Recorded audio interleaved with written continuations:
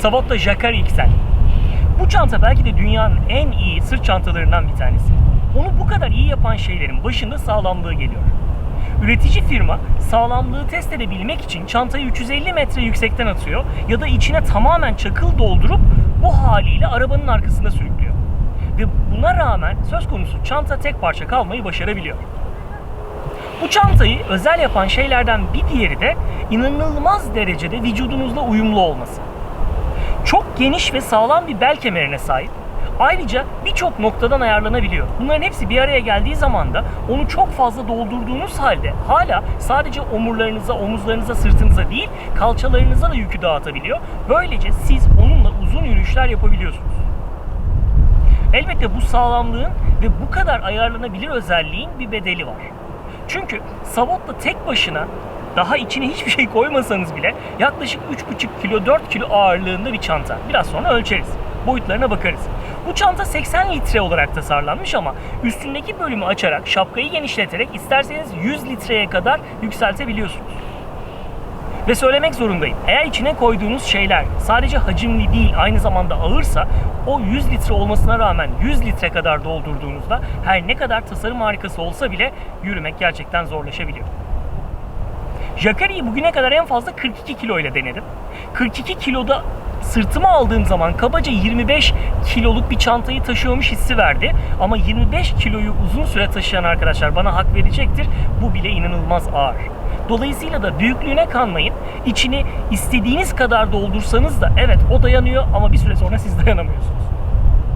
Şimdi Jacquard'ın temel anlamda özelliklerine bakalım. Jacquard her şeyden önce mol bağlantılara sahip taktik bir çanta. Bunun en büyük avantajı da açık ara ona kişiselleştirme imkanı tanıması. Mol bağlantılarla bir sürü porch kese tabir edilen şeyleri ona takabilirsiniz.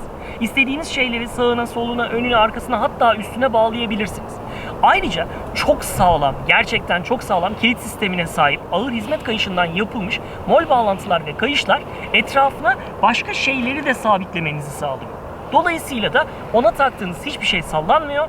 Dolayısıyla da eklemlerinize fazladan yük bindirmiyor. Şimdi ölçülerine bakalım. Savotta'nın boyutlarına baktığınız zaman şu an Savotta olabilecek en küçük haliyle. Çünkü arkasında elle kaynaklanmış, duralüminyumdan yapılmış inanılmaz derecede sağlam bir yapı var. İşte Savotta'yı dik tutan şey bu. Ve şu an tamamen oraya kadar indirdim. Çanta çok daha yükselebilir ama en küçük hali bu. Ve en küçük haliyle Savotta 70 santim. Bilemiyorum siz öyle mi yaparsınız ama ben genellikle belirli ekipmanları çantanın dışında taşımayı severim. Hem erişimi kolaylaştırır hem de çantayı çok zorlamaz. Ama bunu yapmayı sevmeyen insanlar olduğunu biliyorum.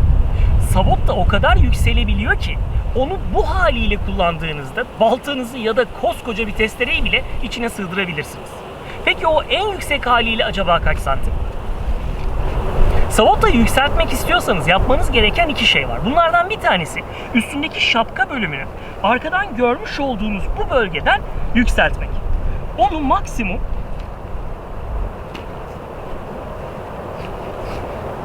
bu kadar yükseltebiliyorsunuz. Diğerini de aynı şekilde yapayım. Sonra şapkayı kaldıralım.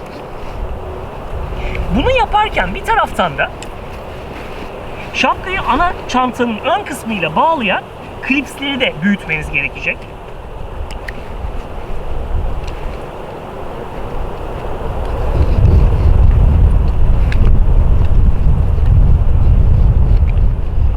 Ve bunların hepsini yaptıktan sonra söz konusu çantayı üstündeki bu bölümden olabildiğince açıyorsunuz. İçini dilediğiniz kadar dolduruyorsunuz ve en azından bir kez, sağlıklı olan bu çünkü içine su alsın istemiyorsanız bunu yapmanız gerekir. Bir kez küçücük kıvırıyorsunuz ve önden ya da arkadan klipsliyorsunuz. Bunu yaptığınız zaman gördüğünüz şapka ta yukarı kadar çıkabiliyor. Ve nihayetinde içi dolu olsaydı bize kabaca şu görüntüyü sunabilecekti. Böylece onu öndeki klipslerinden tekrar bağlayabilecektim. Ve bu haliyle kullanabilecektim. Peki bu haliyle bu çanta kaç santim? Şimdi de onu ölçelim.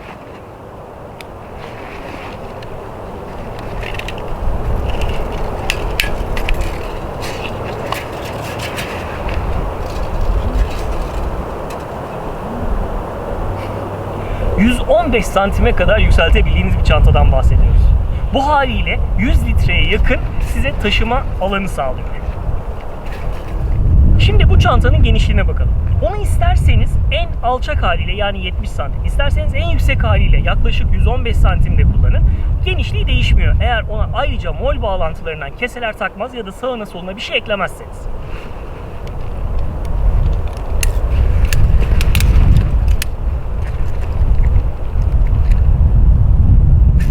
Çanta 38 santim genişliğe sahip.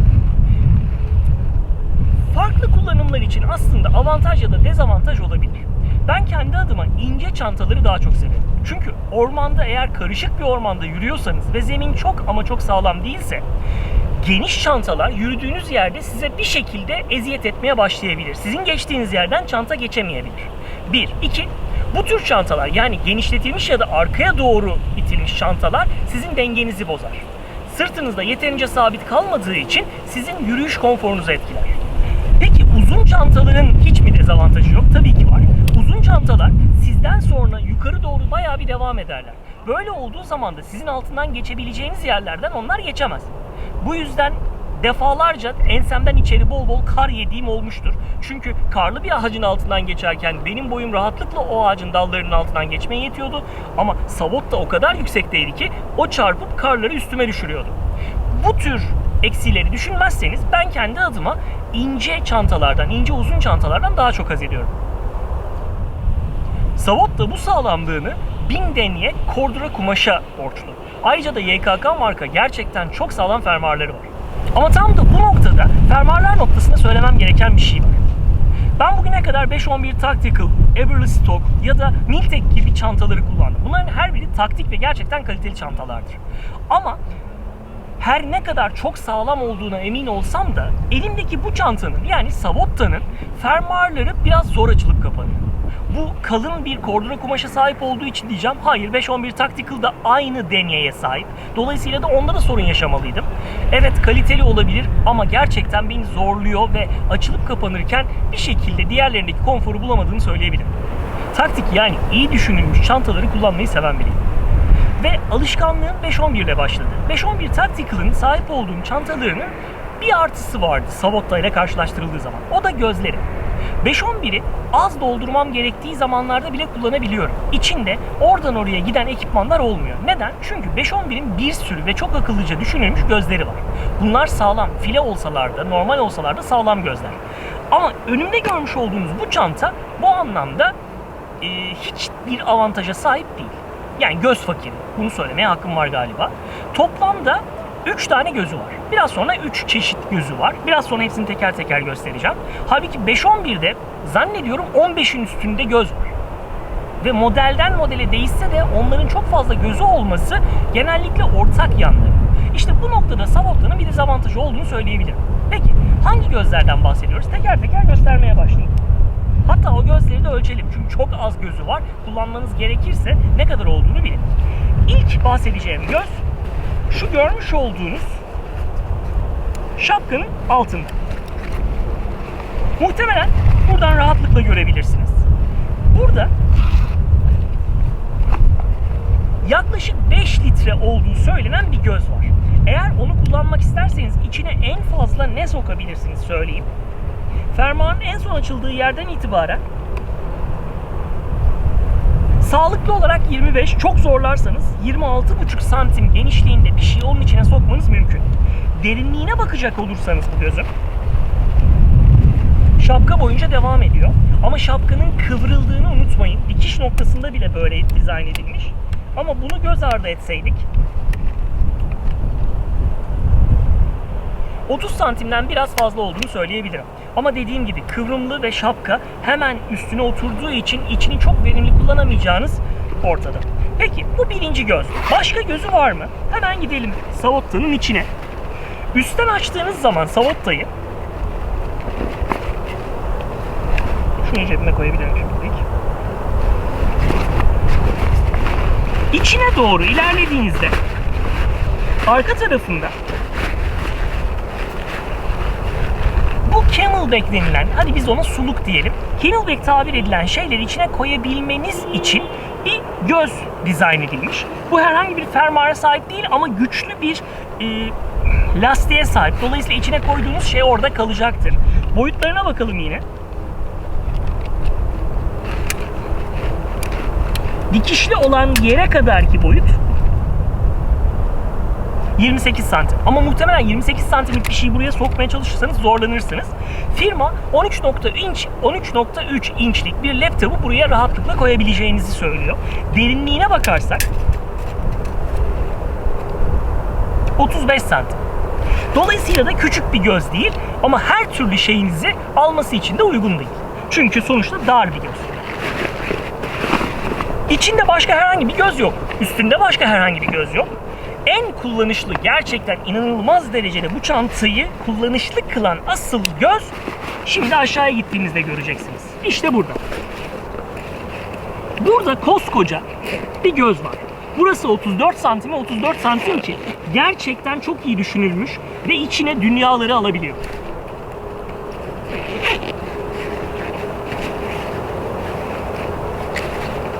İşte kullanabileceğiniz yegane gözler bunlar. Bunlar 13 santime 13 santim 4 tane göz. Ama onları zorlamaktan korkmayın. Çünkü ben bugüne kadar içine neredeyse kapanmayacak kadar çok şey soktum ve o çantayı çok zorladım, düşürdüm, ettim. Hiçbir şey olmuyor. İçindekileri çok iyi bir şekilde koruyabiliyor. Gözler hala sağlıklı ve sağlam kalabiliyorlar. Birer cırtla açıyorsunuz. Her biri için aynı şey geçerli. Ve file gözler. Alt kısım tek parça, yanlar akordeon şeklinde genişletilmiş. Bu çantanın başka hiç gözü yok.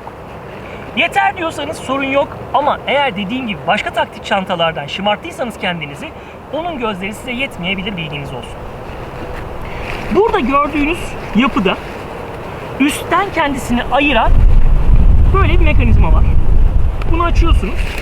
Üst bölüme buradan da erişebiliyorsunuz. Eğer istemiyorsanız bunu kapatıyorsunuz ve artık iki farklı bölümünüz oluyor.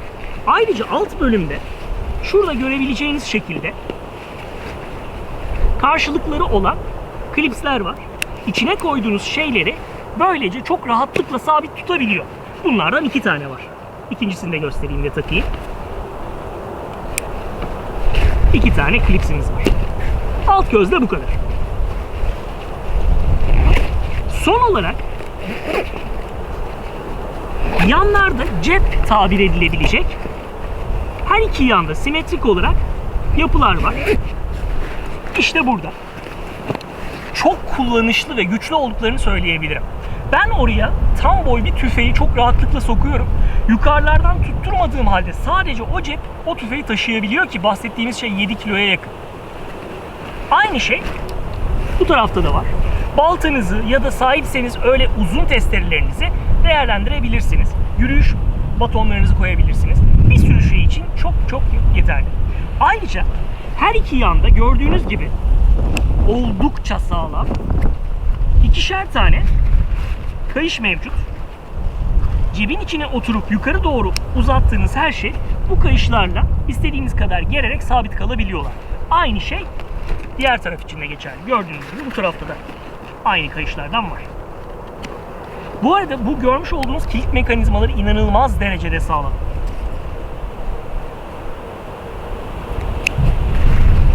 Alışkın mısınız bilmem ama bu çanta 10 yıl size garanti veriyor. Sağlamlığı noktasında bu kadar iddialı ve tüm aksesuarlar bu garantiye dahil. Su geçirmez olduğu iddiasında eğer üstündeki şu yapıyı bir kez değil de birkaç kez katlar, ondan sonra tutturursanız ve en tepedeki o şapka kısmını gerçekten doğru şekilde oturtursanız evet içine su alacağını hiç zannetmiyorum. Yani bu dikişlerden su geçmez kolay kolay. Ama sonuç hani waterproof denilen ya da işte kanyon yürüyüşlerinde kullanılan çantalar mantığında olmadığını söyleyebilirim. Bir dezavantaj, çantanın altında şu görmüş olduğunuz şeyler tahliye deliği değil. Yani bir su alırsa siz sizin hatanızdan da olabilir. Ya da içine koyduğunuz ekipmanlar içindeki sıvılar akarsa tahliye edemiyorsunuz. Bu bence çok büyük bir dezavantaj. Biraz önce içinde göstermiş olduğum o cep, yani hidrasyon cebi diye geçiyor, işte o camelback'leri koyduğunuz cep size şu noktadan çıkış sağlıyor ve siz bunu kullanarak isterseniz yan taraftaki bu kayışlara onu tutturup kullanabiliyorsunuz. Böyle bir avantajı da var. Çantanın genel anlamda önünde de şunları da söyleyelim. Şunlarla tutturuyorsunuz. Aynı şekilde biraz önce görmüştük. Şapkayı da bu gördüğünüz aparatlarla tutturduğunuz zaman oldukça sabit, oldukça güçlü, mantıklı bir hale geliyor. Şimdi Jacquard XL pahalı bir çanta. Pahalı olmasının sebeplerinden yurt dışı için de pahalı bir çanta. Yani evet, bizde dolar kuruyla alakalı doğrudan bir etki var, kabul ediyorum, ama yurt dışındaki fiyatı da normal ortalama çantalara göre yüksek.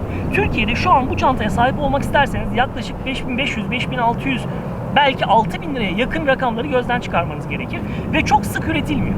Yani Savotta'nın kendi sitesine girdiğinizde sıklıkla stok dışında olduğunu söylüyorlar. Eğer iyi bir fiyata bulursanız ve böyle bir çanta kullanmak istiyorsanız kesinlikle kaçırmayın. Çünkü canınız istediği her an, paranız da olsa bazen ulaşamayabiliyorsunuz bu modele. Bir küçüğüne ya da onun bir küçüğüne istediğiniz zaman alabiliyorsunuz. Hep stoktalar, ama XL modeli her zaman stokta olmayabiliyor. Gelelim Savotta'yı nasıl ayarlayabildiğinize. Bir kere her şeyden önce Savotta'nın arkasındaki bu alüminyum kısım, ki el ile kaynaklanmıştır, çok sağlam.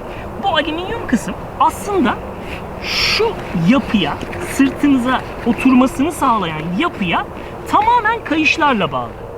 Ve bu kayışlar sayesinde onu ayarlayabiliyor. Vücudunuzu, boyunuza göre bir kere ayarlayabiliyorsunuz. 1. 2. Yetmiyor. Bu tür çantaları kullanan arkadaşlar muhtemelen aşinadır. Ayrıca şu bölgelerden de sırtınıza tam uyum sağlamasını, zaten uzun bir çanta olduğu için bunu yapmak zorundasınız, sağlayabiliyorsunuz. Yetmiyor. Yanlardan sıkıştırabiliyorsunuz. Önden klipsliyorsunuz.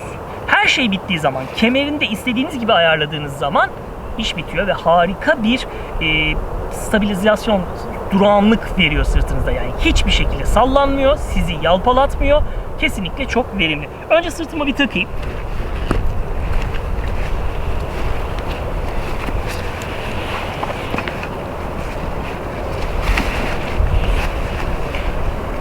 Bahsettiğim ilk ayarlama buradan geliyor. Bunlarla istediğiniz kadar ayarlayabiliyorsunuz. Bu arada bunlar harika bir şey. Çok küçük bir çözüm ama bence çok lezzetli. Şöyle yürümek çok rahat. Yani şunlara parmağınızı sokuyorsunuz ve yürüyüş sırasında kollarınızı inanılmaz rahatlatıyor. Eğer baton kullanmak zorunda değilseniz o sırada. Birinci ayarları buradan yapıyorsunuz. 2. Tahmin edeceğiniz gibi şuradaki klipsi kullanarak ön tarafta, karşılığı burada aslında, sabitliyorsunuz ve istediğiniz kadar ayarlıyorsunuz. Tamam. Burada da sorun yok. Bel desteği harika. Ayrıca da bu bel desteği çıkabiliyor. Farklı şekillerde kullanım alanları var. Belden ayarlayabiliyorsunuz. Ben çok sıktığım için geçen sefer şu an denk gelmiyor. Yapmam gereken şey şuradan sadece onu rahatlatmak. Evet. En güzel tarafı da sıkıştırmak noktasında bunu yaparken aslında şunu yapıyorsunuz. Normalde benim diğer çantalarımda böyle çekiyorsunuz ve bir yerden sonra kollar gitmiyor. Ama öne doğru her zaman bunu çok sağlıklı yapabiliyorsunuz. Ve son olarak şuradaki kısımdan da belinize tam oturmasını sağlıyorsunuz. Nihayetinde şu an boş olduğu için, elbette ki boş hali neredeyse 4 kilo bu çantanın, sırtımda hiçbir şey yokmuş gibi hissediyorum ki daha tam ayarlamadım. Dolayısıyla da içi dolduğu zaman emin olun, eğer 30 kilo taşıyorsanız 20 kilo hissediyorsunuz. 40 ise 25 kilo hissediyorsunuz. Ve gerçekten ama gerçekten çok rahat bir çanta. Ama 100 litre çantam var, içini ağzına kadar doldurayım derseniz ve doldurduğunuz şeyler sadece hacim değil ağırlık da getiriyorsa 100 litre olmasının dezavantajı, heveslenip dolduruyorsunuz ve taşıyamıyorsunuz arkadaşlar. Gerçekten o taşıyor ama dediğim gibi siz taşıyamıyorsunuz. Bir yerden sonra nefesiniz kesiliyor. Çantanın genel yapısı bu. Bu çanta aslında bir başka çantanın yerine geçti. Onun geliştirilmiş modeli. Evet, o çanta hala üretimde ama daha çok satan bu. Nedir o? LJK, yanlış hatırlamıyorsam. Sabotta'nın LJK, Finlandiya ordusu için, paraşütçüler için hazırladığı tactical bir çanta ve kişiselleştirilebiliyor modüler bir çanta. MOL bağlantılarıyla bu da aynı şeyi yapıyor ama geliştirilmiş bir model. Dolayısıyla da aslında temelde karoser olarak ona esas alıyor. Gelelim çantanın ağırlığına. 4.7 kilo şeklinde bir açıklama var firma tarafından ama öyle mi değil mi bilmiyorum. Genellikle bu tür şeylerde biraz fark edebiliyor. Evet, ağırlık ölçerim burada. Bu arada ne kadar dolu olursa olsun, nasıl tasarlanmış bilmiyorum ama şu arkada görmüş olduğunuz bir yer var ve buradan en azından sürükleyebiliyorsunuz. Çok başarılı ve çok sağlam olduğunu söyleyebilirim şu yapının. Şimdi oradan ölçelim.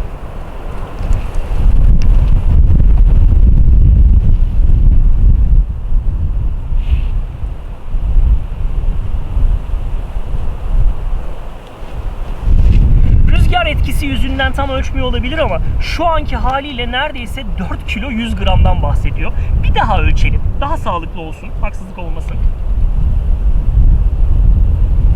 Rüzgarın etkisini elimle azaltmaya çalışayım.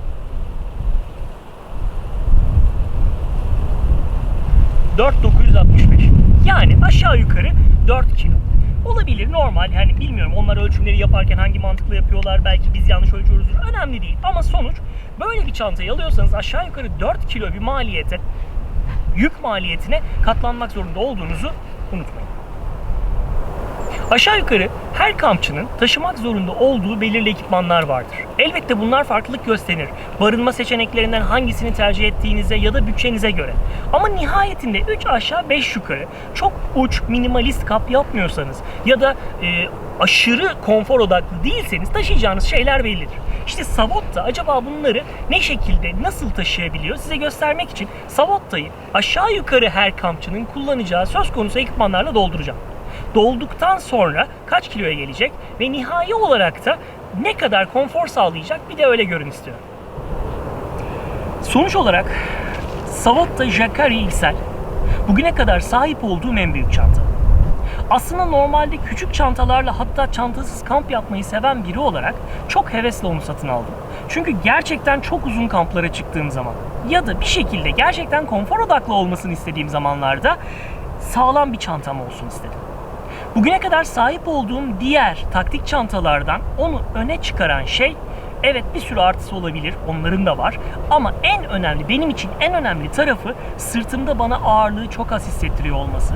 Ayarlanma seçenekleriyle gerçekten beni çok rahat ettiriyor olması. Haksızlık edemem. Eberlestock'ta da, işte Battlefield'da, şunda bunda da çok fazla ayarlama seçeneği var. Ama eğer bir şekilde forumlarda izlerseniz onları satın alan insanların bir süre sonra eBay'da yarı fiyata satmalarının sebebinin sırtlarında çok fazla hareket ettiği ve onları çok yorduğu olacağını göreceksiniz. Ama inanıyorum ki hiçbir forumda XL ile alakalı böyle bir şeye rastlamayacaksınız. Dolayısıyla da benim tecrübem bu yönde. Gözleri noktasında dezavantajlı, sırtımda inanılmaz rahat, anormal derecede sağlam, upuzun, çok güzel bir çanta. Ve onu istediğim gibi MOL bağlantılarla kişiselleştirebiliyorum. Bunların hepsi yan yana geldiğinde ben onu çok severek kullanıyorum. Ve gönül rahatlığıyla, bunları bilmeniz şartıyla onu tavsiye edebilirim. Videonun genelinde muhtemelen dikkatinizi çekmiştir. Çantanın ön alt kısmında siyah kayışlar var. Bu siyah kayışlar aslında Savotta'ya dahil değil. Onları oraya ben taktım. Takma nedenimi sizinle paylaşmak istiyorum. Çünkü kendi adıma söyleyeyim, bu kadar mükemmele yakın bir çantayı aldıktan sonra onları oraya takmak bana gerçekten koydu. Gerekçem şuydu. Ben bu çantayı satın aldıktan hemen sonra aynı markanın çok memnun olduğum, tanıtımını yapacağım matını da satın aldım. Ve aynı markanın matı olduğu için düşünmedim bile. Çok rahatlıkla altında bu tür şeyleri takabileceğim kayış kısmına yerleşeceğini düşündüm. Öyle olmadı. Ve Ayrı markalar olsa bunu anlayabilirdim. Ama aynı markanın, kendi markasının matını altına takamamak bana bir acayip geldi. Bunu yapabilmek için mecburen ekstra kayışlar satın aldım ve o kayışları altına taktım. Ve nihayetinde sorunu çözdüm. Ama dediğim gibi şurada görmüş olduğunuz şuradaki yapı alta doğru gidiyor ve gördüğünüz gibi aslında genişleyebiliyor. Ben bu gördüğünüz yapıyı sonuna kadar açsaydım, yani mümkün olan en fazla hale getirseydim. Beraber bakalım şimdi birlikte. En son buraya geliyor. Aynı şeyi bu tarafta da yapayım.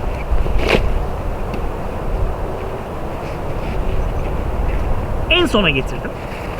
Mantıken şu an çantanın şu altındaki kısma artık bunun sığması gerekir ve ben onu altına koyup devam edebilmeliyim.